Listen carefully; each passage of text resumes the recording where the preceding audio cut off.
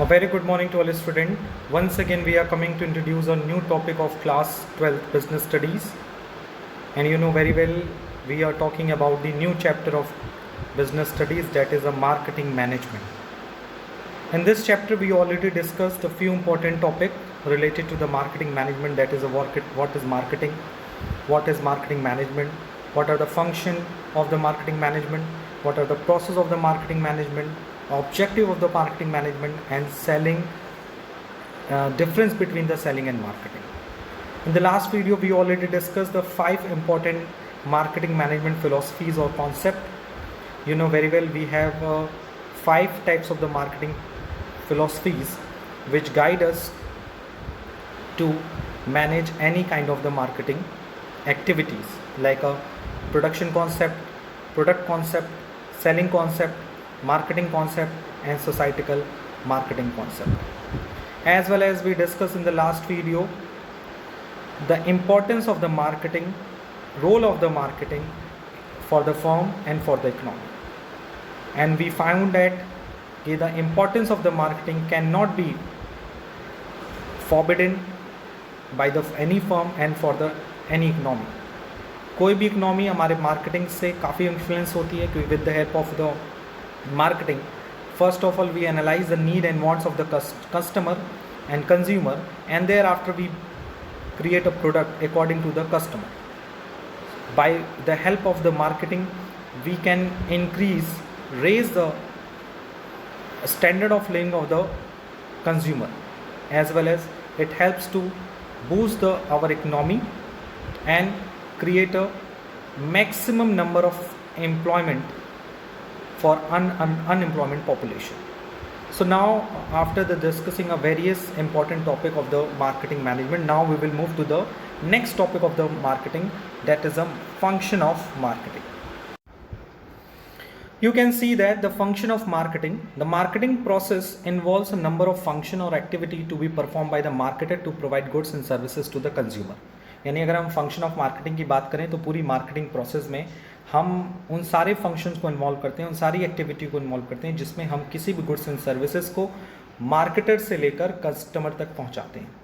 So what are the rights, responsibility and basically we can say what are the function of marketing in which marketer provide goods and services to the customer.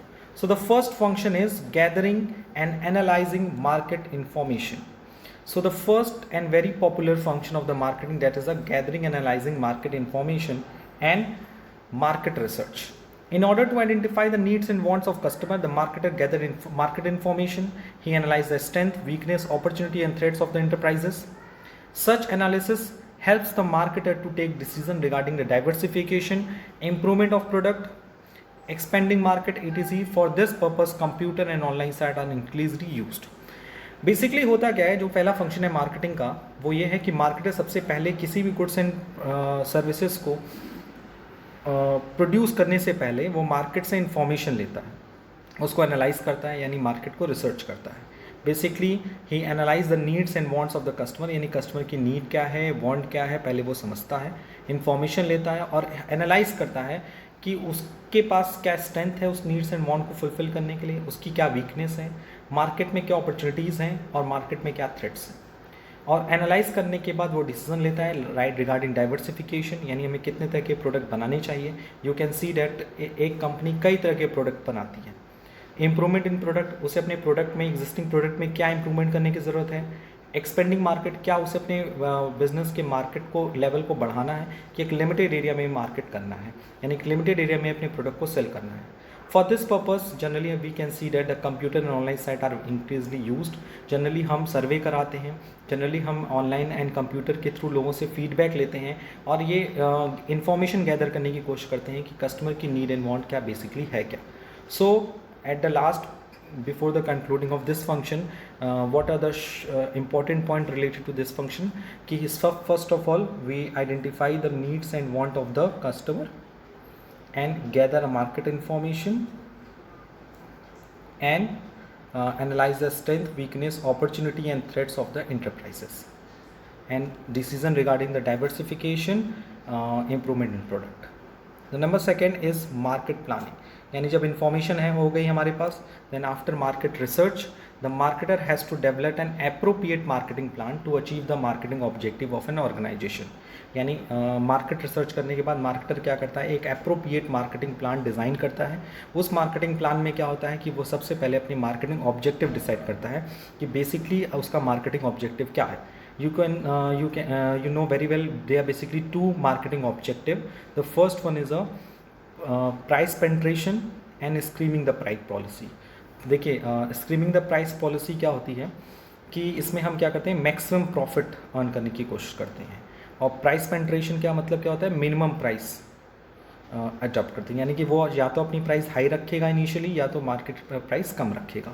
तो वो depend करता है marketing objectives पे कि हमारा marketing objective क्या है, कि वो इनिशियली हम ज़्यादा से ज़्यादा प्रॉफिट अर्न करना चाहते हैं या फिर हम इनिशियली मार्केट शेयर अडॉप्ट करना चाहते हैं।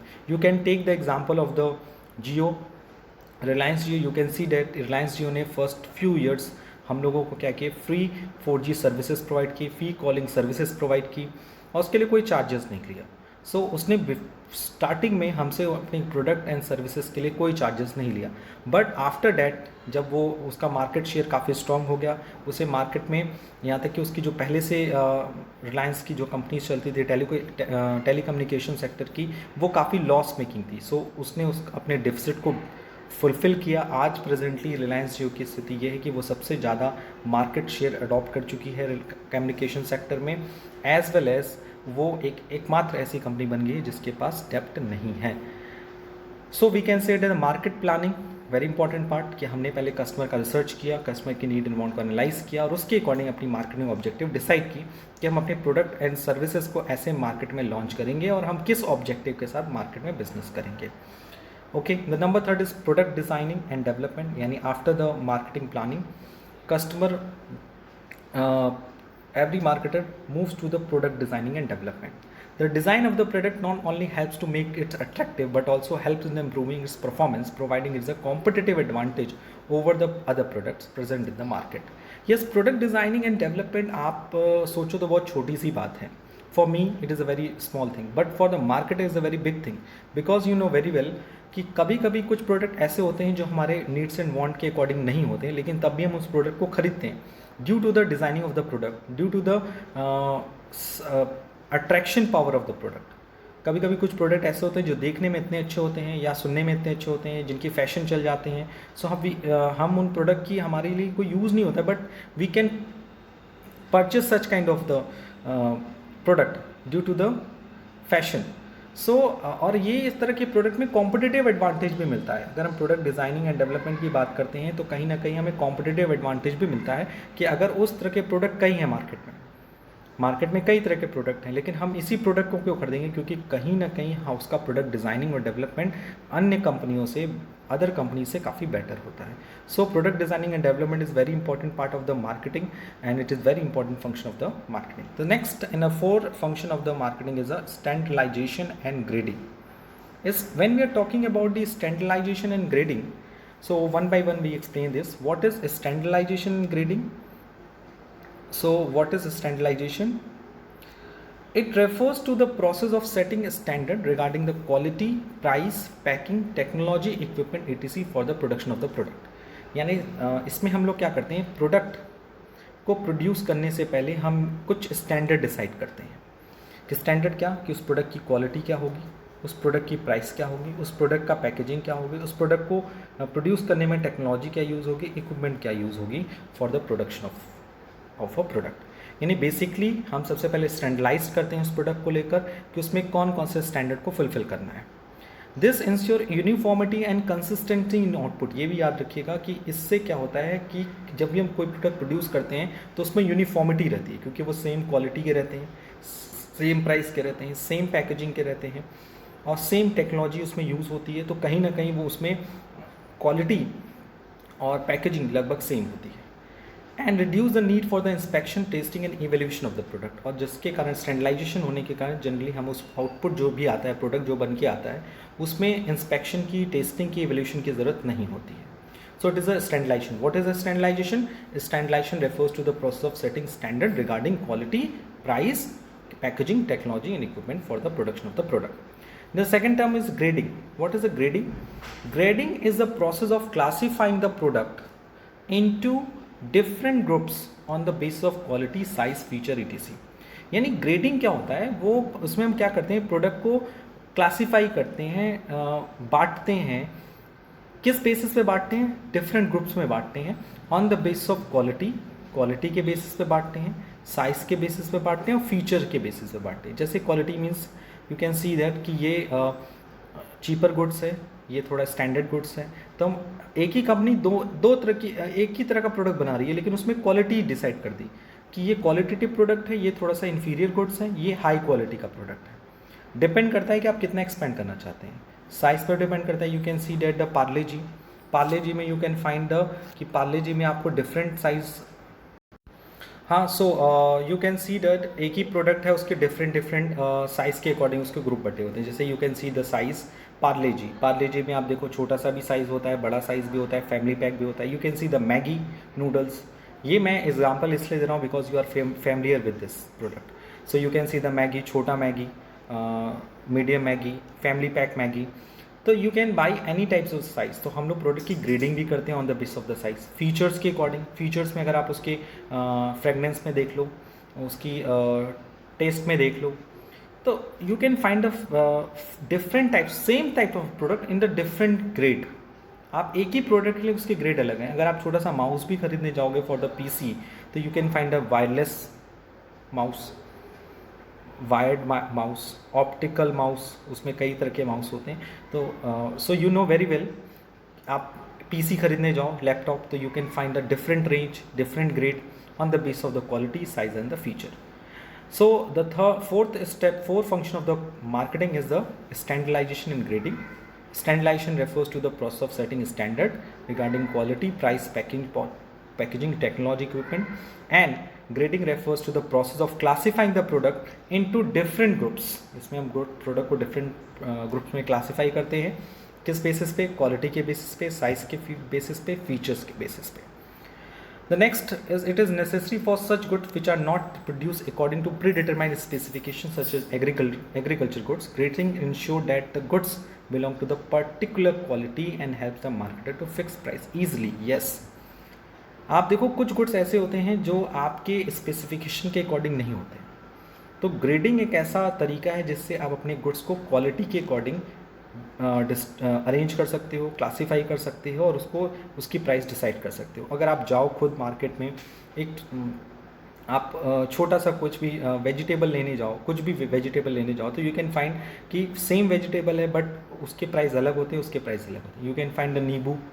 मैं नींबू खरीदने जाता हूँ तो वी फाइंड डैट कि छोटा नींबू 5 रुपये का 2 है और बड़ा नींबू 5 रुपये का 1 है. तो we find because on the grading, क्योंकि यहाँ ग्रेडिंग किया गया ऑन द साइज़, बड़ा साइज़, छोटा size.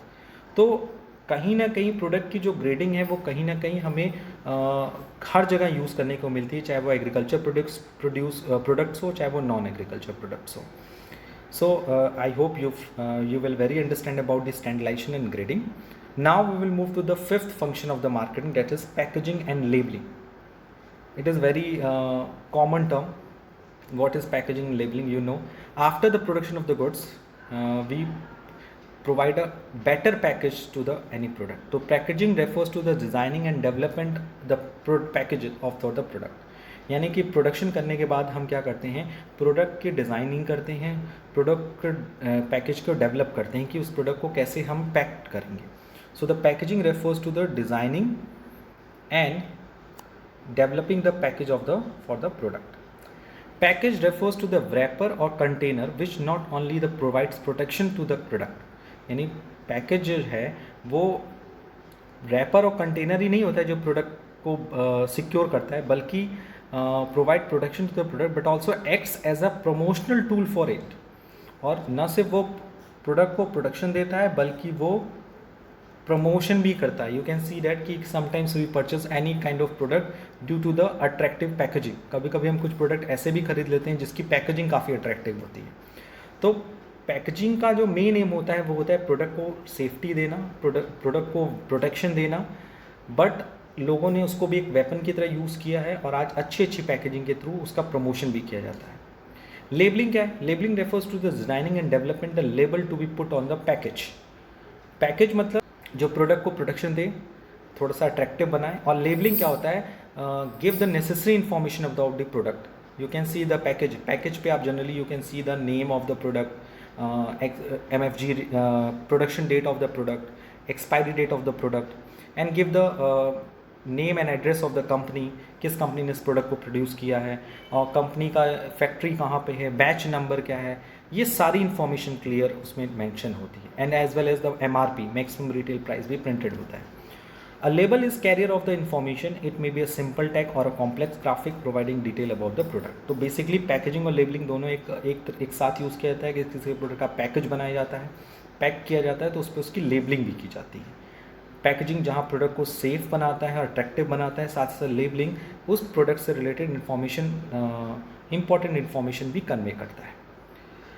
The sixth step of the marketing is the branding. You can see that there are various thing which includes in the marketing. Marketing का field कितना deep है, you can see कि सबसे पहले market research किया गया। Market research करने के साथ साथ उसमें पैकेजिंग करना और लेबलिंग करना, such kind of things we can done under the marketing function. And when we are talking about the branding, the branding refers to the process of giving a name, sign, symbol or a combination of all a product for its creating its identification. Branding क्या होती है? किसी भी product को हम कोई name provide करते हैं या उसको साइन प्रोडक्ट प्रोवाइड करते हैं, जिस नेम एंड साइन के थ्रू ही हम उस प्रोडक्ट को ईजिली आइडेंटिफाई कर सकें। It helps to differentiate the product from other product available in the market. Generally ये प्रोडक्ट को दूसरे प्रोडक्ट से अलग बनाती है। And it also helps to build customer loyalty and promising sales. और ये कहीं ना कहीं कस्टमर की लॉयल्टी और सेल्स को प्रमोट करने का एक तरीका भी होता है।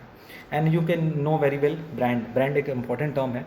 ब्रांड से क्या होता है कि हम किसी भी प्रोडक्ट को एक नेम देते हैं, फेम देते हैं या सैम्बल देते हैं। You can see the Reebok shoes, आप उस पर देखो सैम्बल बना होता है। You can see the symbol related to the Adidas.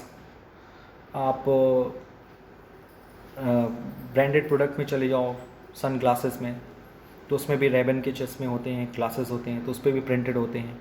तो आप दूर से देख लेते हो कि वो प्रोडक्ट किस कंपनी का है, वो एश्योर्ड है कि नहीं एश्योर्ड है। उसी तरह से जो ब्रांडिंग है वो कहीं ना कहीं से प्रोडक्ट को दूसरे प्रोडक्ट से अलग बनाती है। कह रहे यार ये तो अच्छा वाला है क्योंकि ये तो ब्रांडेड है। You can see even you purchase the jeans, तो जीन्स में भी कई क्लॉथ्स में भी, जीन्स में जब आप परचेस करते हो उसमें कई तरह के ब्रांड्स होते हैं। टी शर्ट्स में ब्रांड्स होती हैं, तो यू कैन परचेज। एक बहुत ही बेसिक और फेमस एग्जांपल है बिंग ह्यूमन की ड्रेसेस। तो आप उसमें देखते हो बिंग ह्यूमन के ड्रेसेस होते हैं। एंड ट्रेंड से भी आप कपड़े खरीदते हो, तो you can find the different brands. आप डिफरेंट ब्रांड से डिफरेंट प्रोडक्ट खरीदते हो और ब्रांड कहीं ना कहीं आपको इन्फ्लुएंस करता है to purchase any kind of the product. Number 6 is customer support services. It is very important part. Customer support services refers to the after-sale services, handling of complaints, credit services, maintenance services, and consumer information provided along with the product to the consumer. Basically, you know very well after-sale of service. Generally जब product बन जाता है, उसकी packaging, labelling सब होने के बाद, जब उसकी ब्रांड नेम करने के बाद जब उसको मार्केट में सेल कर देते हैं, तो सेल करने के बाद भी या सेल करने वक्त हमें कई तरह की प्रॉब्लम्स देखने को मिलती हैं। जैसे the first one is the service after sale. जैसे you know can see the mobile phone के 1 साल की वारंटी होती है कि अगर 1 साल में मोबाइल फ़ोन में किसी प्रकार की फॉल्ट आती है तो you can go the customer care office and you can repair it free of cost. तो आप फ्री ऑफ कॉस्ट उसका रिपेयरिंग करा सकते हो। तो सेल आफ्टर सर्विस ये भी मार्केटिंग का एक हिस्सा है। हैंडलिंग द कंप्लेंट्स, अगर आपको उस प्रोडक्ट से रिलेटेड कोई कंप्लेन आ रही है तो you can see this kind of complaint. चाहे वो ऑनलाइन परचेस करो चाहे ऑफलाइन परचेस करो, कंप्लेंट्स के लिए आपके लिए कस्टमर सपोर्ट सर्विसेज भी प्रोवाइड की जाती हैं। क्रेडिट सर्विस भी यू कैन सी डैट कि if you have a no money,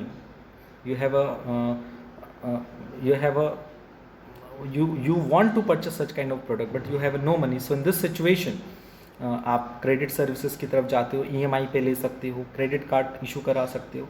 Bajaj aliens भी आपको फाइनेंस करता है और कई तरह के क्रेडिट कार्ड अगर आपके पास अवेलेबल हैं तो वो मिलते हैं। You can see the mobile phone खरीदने जाओ आपको EMI पे मोबाइल मिलते हैं। क्यों? आपको दुकान वाला जो सेल कर रहा है वो आपको क्रेडिट सर्विसेज भी दे रहा है, उनके एजेंट्स वहाँ रहते हैं। You can go the market, purchase a mobile phone and pay the EMI। Maintenance services, consumer information provided along with the product to the consumer. तो customer support service you can see that कि इससे क्या होता है, customers की satisfaction level काफ़ी बढ़ता है और सेल भी इंक्रीज होता है, क्योंकि because you know very well कि कोई कस्टमर कोई प्रोडक्ट है, अगर उसमें प्रोडक्ट में कोई डिफ़ॉल्ट है या कोई कमी आती है तो you can go the customer service support services. आप सर्विस आफ्टर सेल भी ले सकते हो। कंप्लेंट्स को हैंडल करने के लिए एक अलग से डिपार्टमेंट है, आप फ्री हो कि अगर कोई दिक्कत आएगी तो you can come and raise your complaint. Credit services, if you have no money, अगर आपके पास पैसा नहीं है तो you can take the EMI option, आप इंस्टॉलमेंट में पैसा दे देना। So such kind of facility can attract the customer to buy any of the product. So frankly we can say the marketing का सबसे इंपॉर्टेंट पार्ट होता है customer support service, because of ये कहीं ना कहीं फीडबैक का भी काम करता है, और जब नेक्स्ट टाइम कंपनी अपने उस सिमिलर प्रोडक्ट को इन फ्यूचर प्रोड्यूस करती है तो ये सारे प्रोडक्ट ये सारे सजेशंस कहीं ना कहीं कंपनी को कहीं ना कहीं कह सकते हो कंपनी के लिए फेवरेबल चीज़ें होती हैं। The number 8 function of the marketing that is a pricing of the product. Pricing refers to the process of determining the price of a product. Price of a product refers to the amount of money that the customer has to pay in order to obtain a product. And price of a product refers to the amount of money that the customer has to pay in order to obtain a product from the market. You can see that pricing का मतलब क्या होता है, किसी product की price को decide करना, यानी pricing refers to the process of determining the price of the product. Price of a product refers to the amount of money that the customer has to pay in order to obtain a product from the market. यानी price एक ऐसा पैसा decide किया जाता है, एक amount of money decide की जाती है। ये basically you can know about it, आपको पता भी होगा इसके बारे में। Pricing of the product means what, कि प्रोडक्ट की प्राइस डिसाइड करना on the basis of the cost. और भी बहुत सारे फैक्टर्स होते हैं, वो हम डिस्कस करेंगे। बेसिकली कंपनी जब भी कोई प्रोडक्ट प्रोड्यूस करती है तो कॉस्ट डिटरमाइन करने के बाद उसका अफोर्डेबल प्राइस डिसाइड करती है, यानी वो प्राइस जिसको पे करके कस्टमर उस प्रोडक्ट को खरीद सकता है। The marketer have to analyse the number of factors such as pricing objective, यानी सबसे पहले कंपनी क्या करती है, अपना प्राइसिंग ऑब्जेक्टिव डिसाइड करती है। जैसे मैंने आपको बताया कि 2 प्राइसिंग ऑब्जेक्टिव है, हाई प्राइस या लो प्राइस। हाई प्राइस में क्या करेगी, वो ज़्यादा से ज़्यादा प्रॉफिट अर्न करना चाहिए, और लो प्राइस में वो मार्केट शेयर अडॉप्ट करना चाहेगी। प्राइसिंग स्ट्रैटेजी, जैसे मैंने आपको बताया, demand, cost, competition decide the price of the product. Generally हम प्राइस डिसाइड करना प्रोडक्ट का, ये भी मार्केटिंग का एक इंपॉर्टेंट फैक्टर होता है, क्योंकि इसमें कंपनी क्या करती है, अपने प्रोडक्ट की डिमांड को एनालाइज करती है, उस प्रोडक्ट की कॉस्ट को एनालाइज करती है, इस प्रोडक्ट से रिलेटेड सिमिलर कंपनीज के जो सिमिलर प्रोडक्ट हैं उनके कॉम्पिटिशन लेवल को देखती है। यू कैन सी डेट अगर कोई प्रोडक्ट है मार्केट में जिसका कॉम्पिटिशन बहुत ज़्यादा है, जिस प्रोडक्ट का कॉम्पिटिशन बहुत ज़्यादा है, तो यू कैन सी दैट कि उसकी प्राइस जनरली कॉम्पिटिटर्स के प्राइस लगभग सेम होंगे, उसमें ज़्यादा ups and downs you can not see it. But जब कोई कॉम्पिटिटिव फ्री प्रोडक्ट होता है जिसके जवाब में कोई दूसरा प्रोडक्ट नहीं है, यानी मेरा इकलौता मोनोपोली जिसे कहते हैं, मोनोपोली प्रोडक्ट है, तो I charge huge money from the customer, हम ज़्यादा से ज़्यादा पैसा चार्ज कर सकते हैं। So pricing of the product is a very important part of the marketing, because of price पे डिपेंड करता है कि एक कंपनी को कितना फ़ायदा होगा, और प्रोडक्ट का प्राइस ज़्यादा होगा तो डिमांड भी कम हो जाएगी। तो हमें अपने डिमांड को भी देखना है, प्रोडक्ट की कॉस्ट को भी देखना है, कॉम्पिटिशन लेवल को भी देखना है। Next line is generally lower the price higher would be the demand for the product, therefore is considered as one of the most crucial decision in the marketing. Generally हम लोग marketing में demand को काफ़ी important रूप से priority देते हैं। The ninth and important function of the marketing that is a promotion. Promotion refers to the process of information the customer about the product and then persuading them to buy it. The popular method of a marketer use a promotional mix that is a combination of various promotional tool according to their budget, nature of customers, nature of product, coverage, it costs. And after the discussion the pricing of the product, यानी product की price decide करने के बाद फिर next we move to the promotion. Promotion, what is a promotion? Promotion refers to the process of inform the customer about the product and then persuading them to buy it। यानी promotion एक ऐसा तरीका है जिसके through company क्या करती है, अपने प्रोडक्ट के बारे में कस्टमर को इन्फॉर्मेशन देती है और उनको परसुएट करती है कि वो उनके प्रोडक्ट को बाई करें. The popular method of promotion and advertising, generally अगर आप यू कैन सी डैट कि जनरली कंपनी किस तरह से प्रमोशन करती है, with the help of advertising कराती है, सेलिंग कराती है, sales promotion, personal selling, public relation. इन सबको हम लोग डीपली में 1 by 1 डिस्कस करेंगे डिटेल में. सो promotion, basically we can say that what is promotion, it refers to the process of information the customer about the product and then persuading them to buy it. यानी promotion एक ऐसा process है जिसके through customer को information provide किया जाता है product and services के बारे में और उनको परसुएड किया जाता है कि वो ज़्यादा से ज़्यादा प्रोडक्ट कंपनी के परचेस करें. और सबसे पॉपुलर मेथड एडवर्टाइजमेंट कराना, you know. Sales promotion, sales promotion like आपको प्रमोशनल डील देना, जैसे cashback, 1 buy 1 get 1 free. Okay. Personal selling, door to door selling, public relation, public के साथ रिलेशन क्रिएट करना, एक अच्छा रिलेशन जिससे ज़्यादा से ज़्यादा सेल क्रिएट हो. अब marketing use the promotional mean that is the combination of various promotional tools. यानी वो क्या करती है, कई तरह के प्रमोशनल टूल को यूज़ करती है. एडवर्टाइजमेंट भी करती है, सेल्स प्रमोशन भी करती है, पर्सनल सेलिंग भी करती है, पब्लिक रिलेशन भी क्रिएट करती है. It is basically depend on the needs involve of the company. The 10th and important function of the marketing, that is the physical distribution. What is physical distribution? So when we are talking about the physical distribution, we find that it covers all the activity required to physically move the goods from manufacturer to the customer. You know very well कि कोई product है बनता गुजरात में है but consume होता है वाराणसी में. गुजरात के बहुत ही कॉर्नर में you can very famous industrial area है वेरावल. वेरावल में सपोज कोई प्रोडक्ट प्रोड्यूस होता है, एक छोटा सा जगह है समुद्र के किनारे, वहाँ इंडस्ट्रियल एरिया है, वहाँ कोई प्रोडक्ट बनता है और कंज्यूम हो रहा है वाराणसी में. ये प्रोसेस क्या है? This a physical distribution. Physical distribution means all the activity required to physically move the goods from manufacture to the consumer. यानी मैन्युफैक्चर से लेकर कंज्यूमर तक गुड्स पहुँचना ही फिजिकल डिस्ट्रीब्यूशन है. इसमें 2 एरियाज आते हैं. Decision regarding the channel of distribution. Channel of distribution like means the wholesaler, retailer, agents and customer. And number 2 is physical movement of goods from place where we produce to the place of the consumption. Physical movement of the goods जहाँ से वो produce हो रहा है कहाँ तक, जहाँ वो कंज्यूम हो रहा है. यानी physical movement of goods from the place where it is produce to the place of consumption. It involves major decision and activity like storage, warehousing, inventory control, transportation. So अगर फिजिकल मूवमेंट ऑफ गुड्स पे अगर हम focus करें तो we find that इसमें हम लोग क्या क्या स्टडी करते हैं. स्टोरेज के बारे में कि हम प्रोडक्ट को कितना स्टोर करें, उसकी warehousing facilities, inventory control. Inventory control मतलब मिनिमम इन्वेंट्री कितना होना चाहिए, मैक्सिमम कितना होना चाहिए. मिनिमम इन्वेंट्री रहेगा तो यू कैन फाइंड दैट कि रॉ मटेरियल्स शॉर्टेज हो सकता है कि आपका प्रोडक्शन प्रोसेस रुक जाए. एक्सेस हो जाएगा तो you can fair about the damage of the product.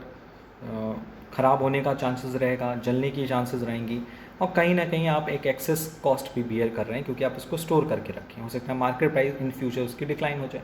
तो various factor related to the physical distribution decide under the marketing concept. The 11th is transportation. I want to explain it very shortly. What is transportation? It involves the physical movement of the goods from one place to the another. While production of goods takes place at a place, its consumers are spread over a vast area. Therefore, it is necessary to make available these product places to where they are needed. Transportation is a very important part of the and very important function of the marketing because of with the help of transportation हम क्या करते हैं, किसी भी goods को production place से लेकर जहाँ उसका कंजप्शन है वहाँ तक पहुँचाते हैं. You can imagine, you cannot imagine without the transportation we cannot consume any goods very easily. आप देखते हो यहाँ बैठ के हमें आराम से, चाहे लॉकडाउन था, यू कैन सी डैट, तो आपको हर तरह की जो नेसेसिटी गुड्स है वो ईजिली अवेलेबल हो रहे थे ड्यू टू द ट्रांसपोर्टेशन. अगर ट्रांसपोर्टेशन ही बंद हो जाता तो sure you can see that कि we could not consume the necessity good at the time of the lockdown. So the transportation is a very important part of the marketing क्योंकि जब consumption ही नहीं होगा तो प्रॉफिट रिकवर नहीं हो पाएगा, price recover नहीं हो पाएगा. And the last and important function of the marketing that is a storage and warehousing. Usually there is a time gap between the production and procurement of goods and their sales. Therefore, it is necessary to make arrange for storage of goods in order to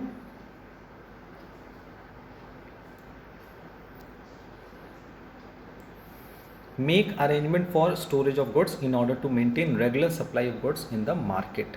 So what is storage and warehousing? अगर हम देखें तो production और procurement goods में काफ़ी difference होता है, यानी गुड्स को प्रोड्यूस करने से लेकर गुड्स को प्रोक्योर करना यानी अरेंज करना और फिर उसको सेल करने में समय होता है.